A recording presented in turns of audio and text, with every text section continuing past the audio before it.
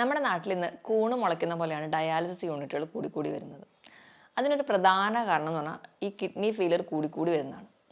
ഇതിന് ഏറ്റവും വലിയ വില്ലൻ എന്ന് പറയുന്നത് നമ്മുടെ ജീവിതശൈലി തന്നെയാണ്. നമ്മുടെ ജീവിതശൈലിയായിട്ടോ അല്ലെങ്കിൽ നമ്മൾ ചെയ്യുന്ന പല തെറ്റുകളാണ് കിഡ്നീനെ അപകടത്തിലാക്കുന്നത്. ഈ വീഡിയോയിലൂടെ നമ്മൾ ചെയ്യുന്ന എന്തൊക്കെ തെറ്റുകളാണ് കിഡ്നി ഫെയിലിയറിലോട്ട് പോകുന്നത്, നമുക്ക് ഏതൊക്കെ ഭക്ഷണം കഴിച്ചാൽ ഒരു പരിധി വരെ കിഡ്നീനെ സംരക്ഷിക്കാം എന്ന് ഡീറ്റെയിൽ ആയിട്ട് നോക്കാം.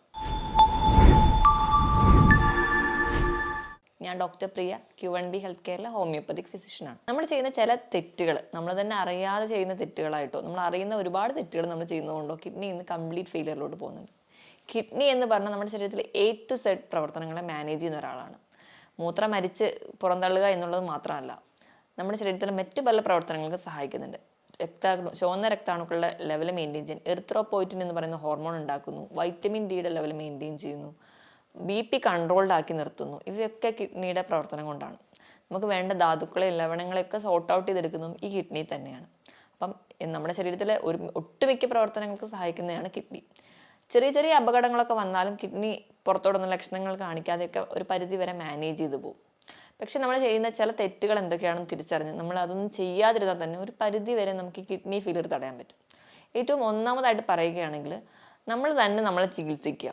ഇന്ന് നമ്മൾക്കറിയാം മിക്ക ഇലകളോ അല്ലെങ്കിൽ പഴങ്ങളോ നല്ലതാണ്, അല്ലെങ്കിൽ ഇന്ന രോഗങ്ങൾ തടയാൻ ഇത് നല്ലതാണ് എന്നൊക്കെ കേൾക്കുമ്പോൾ തന്നെ നമ്മൾ ധാരാളമായിട്ട് അതങ്ങ് കഴിക്കും. ഏറ്റവും വലിയൊരു ഉദാഹരണം എന്ന് പറഞ്ഞാൽ കുറച്ച് കാലം മുൻപ് തന്നെ കൊളസ്ട്രോൾ നിയന്ത്രിക്കാൻ വേണ്ടിയിട്ട് നമുക്കറിയാം നമ്മൾ കഴിക്കുന്ന ഇരുമ്പൻ പുളി നല്ലതാണെന്ന് പറയുന്നത് കേട്ടിട്ട് ഒരുപാട് ആൾക്കാർ ഈ ഇരുമ്പൻ പുളി എടുത്ത് ജ്യൂസാക്കി അതങ്ങ് ദിവസവും കുടിക്കാൻ തുടങ്ങി.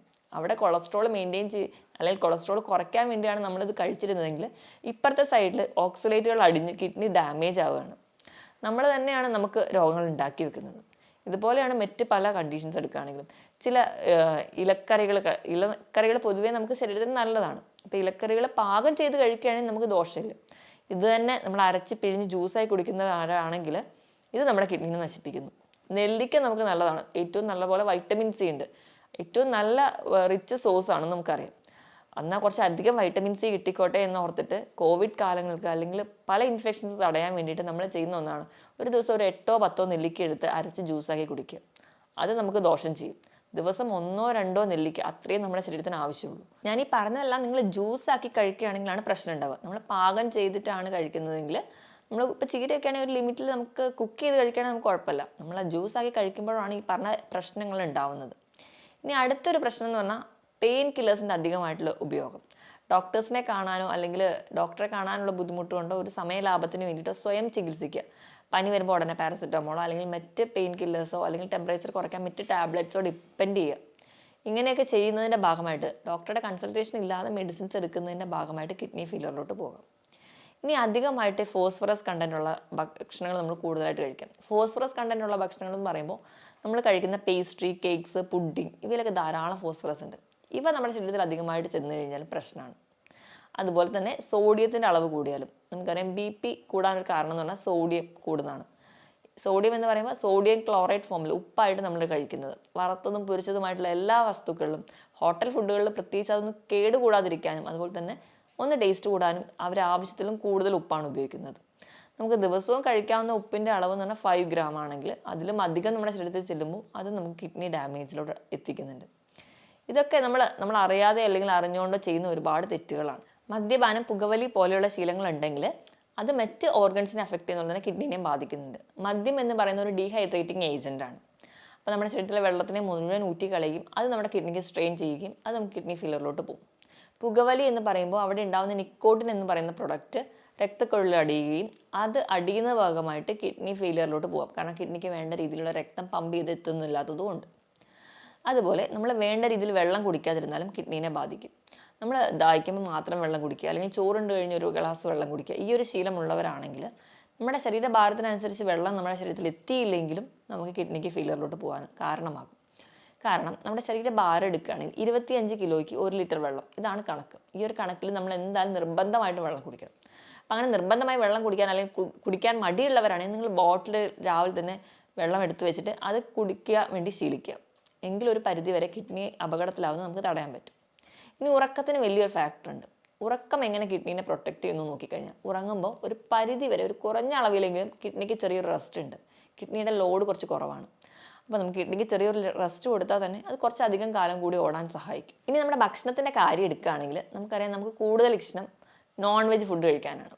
എത്ര രാത്രി വൈകിയാലും പുറത്ത് പോയി ഭക്ഷണം കഴിക്കാൻ നമുക്ക് എല്ലാവർക്കും ഇഷ്ടമാണ്. അതുകൊണ്ട് തന്നെയാണ് നമ്മുടെ നാട്ടിൽ രാത്രിയാണ് കൂടുതലും ഹോട്ടലുകളൊക്കെ പ്രവർത്തിക്കുന്നത്.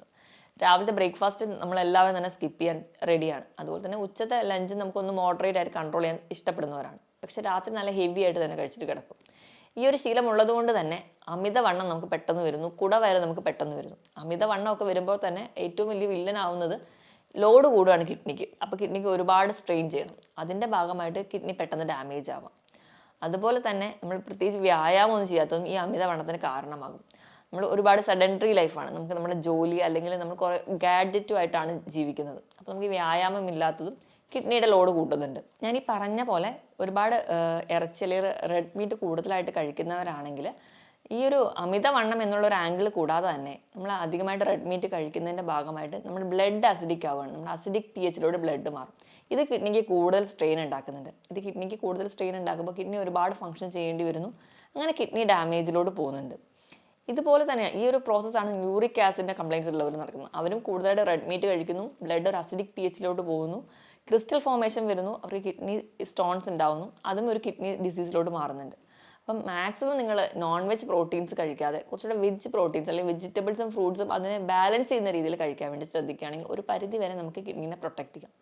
ഞാൻ ഈ പറഞ്ഞ ശീലങ്ങൾ, ഈ കുറച്ച് ശീലങ്ങളാണ് നമ്മുടെ കിഡ്നി ഡാമേജിലോട്ട് പെട്ടെന്ന് എത്തിക്കുന്നത്. മാക്സിമം ഈ ഒരു ശീലങ്ങൾ നമ്മൾ ചെറുപ്പത്തിൽ തൊട്ടേ ഒഴിവാക്കുകയാണെങ്കിൽ ഒരു പരിധി വരെയൊക്കെ നമുക്ക് കിഡ്നി ഡാമേജ് തടയാനും പറ്റും. ഇനി നമുക്ക് ഇങ്ങനെയൊക്കെയാണ് കിഡ്നി രോഗങ്ങൾ വന്നു പോയിട്ടുണ്ടെങ്കിൽ അല്ലെങ്കിൽ കിഡ്നി രോഗങ്ങൾ വരാതിരിക്കാൻ ഒരു പരിധി വരെ നമ്മുടെ ഭക്ഷണത്തിൽ എന്തൊക്കെ ശീലിക്കണം നോക്കാം. അപ്പം ഡയബറ്റീസോ BP കൊളസ്ട്രോൾ പോലെയുള്ള രോഗങ്ങളുള്ളവരാണെങ്കിൽ നിങ്ങൾ ബേസിക്കായിട്ട് അത് കൺട്രോൾ ചെയ്യുമ്പോൾ തന്നെ ഒരു പരിധി വരെ നമുക്ക് കിഡ്നിയുടെ ഡാമേജ് ഒക്കെ കൺട്രോൾ ചെയ്യാൻ പോകാം. അപ്പോൾ നമുക്ക് കിഡ്നീനെ പ്രൊട്ടക്ട് ചെയ്യാൻ വേണ്ടി നമ്മൾ കഴിക്കേണ്ട ചില ഭക്ഷണങ്ങൾ എന്തൊക്കെയാണെന്ന് നോക്കാം. ഒന്നാമതായിട്ട് ക്യാപ്സിക്കം. ക്യാപ്സിക്കത്തിൽ ലൈക്കോപ്പീൻ എന്ന് പറയുന്ന ഒരു ആൻറ്റി ഓക്സിഡൻസ് ഉണ്ട്. അതൊരു പരിധി വരെ കിഡ്നിക്ക് ഉണ്ടാകുന്ന നീർക്കെട്ടുകളോ ഇൻഫ്ലമേഷൻസോ കുറയ്ക്കുന്നുണ്ട്. അതുപോലെ തന്നെ ധാരാളം ഫൈബേഴ്സും വൈറ്റമിൻ B6 ഒക്കെ ഫോളേറ്റ്സും ഒക്കെ ഈ ക്യാപ്സിക്കത്തിലുണ്ട്. ഈ ഫോളേറ്റ്സും വൈറ്റമിൻ B6 ഒക്കെ ഉള്ളതുകൊണ്ട് തന്നെ ഒരു പരിധി വരെ നമുക്ക് RBC പ്രൊഡക്ഷന് സഹായിക്കും. അപ്പോൾ കിഡ്നി ഡാമേജ് ഒക്കെ ആയിട്ട് എറിത്രോപോയിറ്റിനൊക്കെ കുറഞ്ഞ രീതി നിൽക്കുകയാണെങ്കിൽ നമുക്ക് HB കുറയുന്നത് കാണാം. നല്ലപോലെ ക്ഷീണമൊക്കെ ഉള്ളവരാണെങ്കിൽ ഇത് കഴിച്ചാൽ ഒരു കുറച്ചൊക്കെ മാനേജ് ചെയ്യുന്നത് കാണാൻ പറ്റും. ഇതുപോലെ തന്നെ ക്യാബേജിലും ഈ പറഞ്ഞ രീതിയിൽ ഫോളേറ്റ്സും ഫൈബേഴ്സും ഒക്കെ ധാരാളം അടങ്ങിയിട്ടുണ്ട്. ഇവ നമ്മുടെ കിഡ്നിനെ പ്രൊട്ടക്ട് ചെയ്യാനും ഒരു പരിധിവരെ നീർക്കെട്ടുകൾ കുറയ്ക്കുന്നതിന് സഹായിക്കും. ഇനി നമുക്ക് മഞ്ഞൾ നല്ലൊരു ആൻറ്റി ഓക്സിഡൻ്റ് ആണ് നമുക്കറിയാം. അതുപോലെ തന്നെ മഞ്ഞളിലുള്ള ആൻറ്റി ഓക്സിഡൻ്റ് കുർക്കുമിൻ എന്ന് പറയുന്നത് നമ്മുടെ കിഡ്നിയിൽ ഉണ്ടാകുന്ന നീർക്കെട്ടുകൾ ഒരു പരിധി വരെ കുറയ്ക്കുന്നുണ്ട്. ഇനി മറ്റൊന്ന് പറഞ്ഞാൽ ഒലിവ് ഓയിലാണ്. ഒലിവ് ഓയിൽ എന്ന് പറയുന്നത് നമുക്കറിയാം നല്ലൊരു ആൻറ്റി ഓക്സിഡൻ്റ് ആണ്. അതുപോലെ ഇതിൽ അടങ്ങിയിട്ടുള്ള ഫാറ്റി ആസിഡ് എന്ന് പറയുന്നത് ഒലീക് ആസിഡ്, ഇവ നമുക്ക് കിഡ്നിക്ക് ഉണ്ടാകുന്ന ഒരു സ്ട്രെയിൻ കുറയ്ക്കുന്നതായിട്ട് കാണാം. ഒലിവ് ഓയിൽ നമുക്ക് ഏറ്റവും നല്ലതെന്ന് പറഞ്ഞാൽ സാലഡിലൊക്കെ ഒരു ഡ്രസ്സിംഗ് ആയിട്ട് ഉപയോഗിക്കാം. ഒരിക്കലും കുക്ക് ചെയ്യാൻ വേണ്ടിയിട്ടല്ല, ജസ്റ്റ് സാലഡൊക്കെ ഉണ്ടാക്കി അതിൻ്റെ മുകളിലൊരു ഡ്രസ്സിംഗ് ആയിട്ട് ഒലിവ് ഓയിൽ കഴിക്കുകയാണെങ്കിൽ നിങ്ങൾക്ക് നല്ലതാണ്. അതുപോലെ തന്നെ അതിൽ ധാരാളം omega-3 ഫാറ്റി ആസിഡ്സും ഉണ്ട്. ഇനി ഏറ്റവും നല്ലതെന്ന് പറയുന്നത് ആപ്പിളാണ്. ആപ്പിൾ ധാരാളം ഫൈബേഴ്സ് ഉണ്ട്. ഈ ഫൈബേഴ്സ് നമുക്കിപ്പം കുടലിലോ അല്ലെങ്കിൽ നമ്മുടെ ശരീരത്തിലുണ്ടാകുന്ന പല ടോക്സിൻസിനെ പെട്ടെന്ന് തന്നെ പുറം തള്ളിക്കളയാൻ വേണ്ടിയിട്ട് നമുക്ക് ഈ ഫൈബേഴ്സ് നമ്മളെ സഹായിക്കുന്നുണ്ട്. അപ്പോൾ നിങ്ങൾക്ക് കഴിക്കാവുന്ന ഒരു ഫ്രൂട്ടാണ് ആപ്പിൾ. അതുപോലെ തന്നെ തണ്ണിമത്തൻ കഴിക്കുമ്പോൾ അതിലും ഈ ലൈക്കോപ്പിൻ എന്ന് പറയുന്ന ആൻറ്റി ഓക്സിഡൻസ് ഉണ്ട്. അത് നമുക്ക് ഇൻഫ്ലമേഷൻ കുറയ്ക്കുന്നുണ്ട്. അതുപോലെ തണ്ണിമത്തൻ നമുക്ക് നല്ല ഹൈഡ്രേഷൻ തരുന്ന ഒരു ഫ്രൂട്ടാണ്. അപ്പോൾ അതും നിങ്ങൾക്ക് ഉൾപ്പെടുത്തുന്ന ഒരു പരിധിവരെ കിഡ്നിനെയൊക്കെ സംരക്ഷിക്കാൻ വേണ്ടി സഹായിക്കും. ഇനി ഇത് കൂടാതെ തന്നെ നമുക്ക് നമ്മുടെ ഉപ്പിൻ്റെ അളവൊന്ന് നിയന്ത്രിക്കാൻ വേണ്ടി ശ്രദ്ധിക്കുക. കിഡ്നീനെ അപകടത്തിലാക്കുന്നതിന് മുൻപ് നിങ്ങളുടെ ഉപ്പിൻ്റെ അളവ് നിങ്ങൾ കഴിക്കുമ്പോൾ മാക്സിമം വറുത്തതും പൊരിച്ചതും ഒഴിവാക്കിയിട്ട് ഇതൊക്കെ കഴിക്കുന്നതിനോടൊപ്പം തന്നെ നിങ്ങളുടെ ഉപ്പിൻ്റെ അളവ് മെയിൻറ്റെയിൻ ചെയ്യുക. മാക്സിമം നിങ്ങൾ ഫുഡൊക്കെ കഴിക്കുമ്പോൾ ഒരു 4 ഗ്രാമിലൊക്കെ കൂടാതിരിക്കാൻ വേണ്ടി ശ്രദ്ധിക്കുക. അപ്പോൾ നമുക്ക് ഉപ്പിൻ്റെ അളവ് മെയിൻറ്റെയിൻ ചെയ്യുന്ന ഒരു പരിധി വരെ കിഡ്നി ഡാമേജ് ഒക്കെ കുറയ്ക്കാൻ പറ്റും. ഇനി ഭക്ഷണത്തിൽ ഉൾപ്പെടുത്തേണ്ട ഒന്നാണ് വെളുത്തുള്ളിയിൽ അല്ലിസിൻ എന്ന് പറയുന്ന ഒരു കണ്ടന്റ് ഉണ്ട്. ഇതും നമുക്കൊരു പരിധി വരെ കിഡ്നി ഡാമേജ് കുറയ്ക്കാൻ പറ്റും. അതുപോലെ ഇഞ്ചിയിൽ അടങ്ങിയിട്ടുള്ള കണ്ടന്റ് നമുക്ക് ശരീരത്തിലുണ്ടാകുന്ന നീർക്കെട്ടുകൾ കുറയ്ക്കുന്നു. അതുപോലെ തന്നെ കിഡ്നി ഡാമേജ് ഉണ്ടാകുമ്പോൾ ഒരുപാട് പേർക്ക് ഉണ്ടാകുന്ന ഒരു ബുദ്ധിമുട്ടാണ് നടുവിന് കഴപ്പ്, നടുവേദനയൊക്കെ. ഈ ഒരു പ്രശ്നവും നമുക്കൊരു പരിധി വരെ കുറയ്ക്കാൻ പറ്റും. അതുപോലെ തന്നെ ഇഞ്ചി നല്ലൊരു ഡയൂറെറ്റിക്കായിട്ടും ആക്ട് ചെയ്യുന്നുണ്ട്. ധാരാളം ഇലക്കറികളൊക്കെ കഴിക്കുക. ഇലക്കറികൾ എന്ന് പറയുമ്പോൾ നമ്മൾ ചീര മാത്രമല്ല, അല്ലാതെ മറ്റ് ബ്രക്കോളി അങ്ങനെയുള്ള ഇലക്കറികളൊക്കെ ധാരാളമായി കഴിക്കാൻ വേണ്ടി ശ്രദ്ധിക്കുക. ഇപ്പോഴും പാചകം ചെയ്ത് കഴിക്കുമ്പം ഇതിൽ നിന്ന് നമുക്ക് നമ്മുടെ RBC പ്രൊഡക്ഷൻ ആവശ്യമായിട്ടുള്ള വൈറ്റമിൻസോ അല്ലെങ്കിൽ മിനറൽസോ അല്ലെങ്കിൽ അയണൊക്കെ നമുക്ക് കിട്ടുന്നുണ്ട്. നമുക്ക് ഈ ഒരു RBC കുറയുന്നതുകൊണ്ടോ അല്ലെങ്കിൽ HB കുറയുന്നതുകൊണ്ടോ ഉണ്ടാകുന്ന ക്ഷീണവും ഒരു പരിധി വരെ കുറയ്ക്കാൻ പറ്റും. ഈ പറഞ്ഞ രീതിയിലൊക്കെ ഭക്ഷണം കഴിക്കുകയാണെങ്കിൽ ഒരു പരിധി വരെയൊക്കെ നമുക്ക് നമ്മുടെ കിഡ്നിനെ സംരക്ഷിച്ച് നിർത്താൻ പറ്റും. ഇനിയിപ്പോൾ നമ്മൾ കഴിക്കുന്ന ഭക്ഷണത്തിൽ പ്രോട്ടീൻ്റെ അളവ് നോക്കുകയാണെങ്കിൽ 1 കിലോയ്ക്ക് 1 ഗ്രാം ഇതാണ് നമ്മൾ കഴിക്കുന്ന പ്രോട്ടീൻ്റെ അളവ്. അതായത് ഒരു 70 കിലോ ഉള്ള ഒരാളാണെങ്കിൽ 70 ഗ്രാം പ്രോട്ടീൻ അവർക്ക് കഴിക്കാം ഒരു ദിവസം. കിഡ്നി ഡാമേജ് ഒക്കെ സ്റ്റാർട്ട് ചെയ്തു അല്ലെങ്കിൽ ചെറിയ ചെറിയ ലക്ഷണങ്ങളൊക്കെ കണ്ടു തുടങ്ങിയിട്ടുണ്ടെങ്കിൽ നിങ്ങളുടെ പ്രോട്ടീൻ്റെ അളവ് കുറയ്ക്കുക. എപ്പോഴും നിങ്ങൾ പ്രിഫർ ചെയ്യേണ്ടത് വെജിറ്റബിൾ പ്രോട്ടീൻസ് ആണ്. പയർ, കടല, പരിപ്പ്, കൂണ്, അതേപോലെ പനീർ ഇവയൊക്കെ കൂടുതലായിട്ട് കഴിക്കുക. മാക്സിമം നിങ്ങൾ അനിമൽ പ്രോട്ടീൻസ്, റെഡ് മീറ്റ് ഒക്കെ കുറയ്ക്കാൻ വേണ്ടി ശ്രദ്ധിക്കുക. അപ്പോൾ ഒരു കിഡ്നി പേഷ്യൻസ് ആയിക്കഴിഞ്ഞാൽ നിങ്ങൾ കഴിക്കേണ്ട പ്രോട്ടീൻ്റെ അളവെന്ന് പറഞ്ഞാൽ നിങ്ങളുടെ 1 കിലോയ്ക്ക് 0.8 ഗ്രാം മാത്രമേ പ്രോട്ടീൻ കഴിക്കാൻ പാടുള്ളൂ. ഇനി കൊഴുപ്പ് കഴിക്കുകയാണെങ്കിൽ നമ്മളൊരു ദിവസം കഴിക്കേണ്ട കൊഴുപ്പിൻ്റെ വെയിറ്റ് എന്ന് പറഞ്ഞാൽ 50 ഗ്രാം കൊഴുപ്പാണ്. കിഡ്നി ഡാമേജ് ഒക്കെ സ്റ്റാർട്ട് ചെയ്യുകയാണ്, അതിൻ്റെ ലക്ഷണങ്ങളൊക്കെ കണ്ടു തുടങ്ങിയിട്ടുണ്ടെങ്കിൽ കൊഴുപ്പ് ഒരു ദിവസം ഒരു 25 ഗ്രാം മാത്രമേ കഴിക്കാവുള്ളൂ. പകുതിയായിട്ട് കുറയ്ക്കണം. അതുപോലെ സോഡിയം, പൊട്ടാസ്യം ഒക്കെ ലെവൽ മെയിൻറ്റെയിൻ ചെയ്യാൻ വേണ്ടി ശ്രദ്ധിക്കുക. സോഡിയം ഞാൻ പറഞ്ഞ പോലെ വറുത്തതും പൊരിച്ചതൊക്കെ ഒന്ന് ഒഴിവാക്കുകയാണെങ്കിൽ, പപ്പടം, അച്ചാർ, ഉപ്പിലിട്ടതൊക്കെ ഒഴിവാക്കുകയാണെങ്കിൽ ഒരു പരിധി വരെ നമുക്ക് കൺട്രോൾ ചെയ്യാം. പൊട്ടാസ്യത്തിൻ്റെ ലെവൽ മെയിൻറ്റെയിൻ ചെയ്യാൻ വേണ്ടി നിങ്ങൾ അധികം പൊട്ടാസ്യമുള്ള ഭക്ഷണങ്ങളാണെങ്കിൽ ഒന്ന് ഒഴിവാക്കുക. കൂടുതലായിട്ട് പൊട്ടാസ്യം അടങ്ങിയിരിക്കുന്നത് കരിക്ക്, ഏത്തപ്പഴം, മാതളം ഇവയിലൊക്കെയാണ്. മാക്സിമം നിങ്ങൾ കഴിയുമ്പോൾ ഫ്രൂട്ട്സ് തിരഞ്ഞെടുക്കുമ്പോൾ പൊട്ടാസ്യം കുറവുള്ള പൈനാപ്പിൾ, ആപ്പിൾ, ബെറീസ്, പേരയ്ക്ക ഇവയൊക്കെ കൂടുതലായിട്ടും തിരഞ്ഞെടുക്കാൻ വേണ്ടി ശ്രദ്ധിക്കുക. ഇനി ഏത്തപ്പഴമൊക്കെ കഴിക്കാൻ താല്പര്യം ഉണ്ടെങ്കിൽ വല്ലപ്പോഴും കഴിക്കുമ്പോൾ പുഴുങ്ങി കഴിക്കുകയാണെങ്കിൽ ഒരു പരിധി വരെയൊക്കെ നമുക്ക് സോഡിയം, പൊട്ടാസ്യത്തിൻ്റെ അളവ് കുറയ്ക്കാൻ പറ്റും. ഞാൻ ഈ പറഞ്ഞ രീതിയിലൊക്കെ ഭക്ഷണം കൂടുതലായിട്ട് ഹെൽത്തി ആയിട്ട് കഴിക്കുക, കൃത്യമായിട്ട് വ്യായാമം ചെയ്യുക, നല്ല രീതിയിൽ കൃത്യമായിട്ട് ഉറങ്ങുക. അതായത് ഒരു 6-7 മണിക്കൂർ കൃത്യമായിട്ട് തന്നെ ഉറങ്ങാൻ വേണ്ടി ശീലിക്കുക. വ്യായാമം ആഴ്ചയിൽ 5 ദിവസമെങ്കിലും മാക്സിമം നിർബന്ധമായിട്ട് തന്നെ ചെയ്യാൻ വേണ്ടി ശ്രദ്ധിക്കുക. നല്ല രീതിയിൽ തന്നെ നിങ്ങൾക്ക് ആവശ്യത്തിന് വേണ്ടിയുള്ള വെയിൽ കൊള്ളുക, കൃത്യമായി വെള്ളം കുടിക്കുക. അപ്പോൾ നിങ്ങൾക്ക് കുറച്ചുകൂടി ഹെൽത്തി ആയിട്ട് ഇരിക്കാൻ പറ്റും. അതുപോലെ ഞാൻ ആദ്യം പറഞ്ഞ രീതിയിലുള്ള തെറ്റുകൾ മാക്സിമം ഒഴിവാക്കുക. അങ്ങനെയാണെങ്കിൽ ഒരു പരിധി വരെ നമുക്ക് നമ്മുടെ കിഡ്നീനെ പ്രൊട്ടക്റ്റ് ചെയ്യാൻ പറ്റും. ഞാൻ ഈ പറഞ്ഞ കാര്യത്തിൽ എന്തെങ്കിലും ഡൗട്ട് ഉണ്ടെങ്കിൽ നിങ്ങൾ താഴെ കാണുന്ന നമ്പറിൽ കോൺടാക്ട് ചെയ്യുക. മറ്റൊരു ഹെൽത്ത് ടോപ്പിക്കുമായിട്ട് വീണ്ടും കാണുന്നത് വരെ നന്ദി.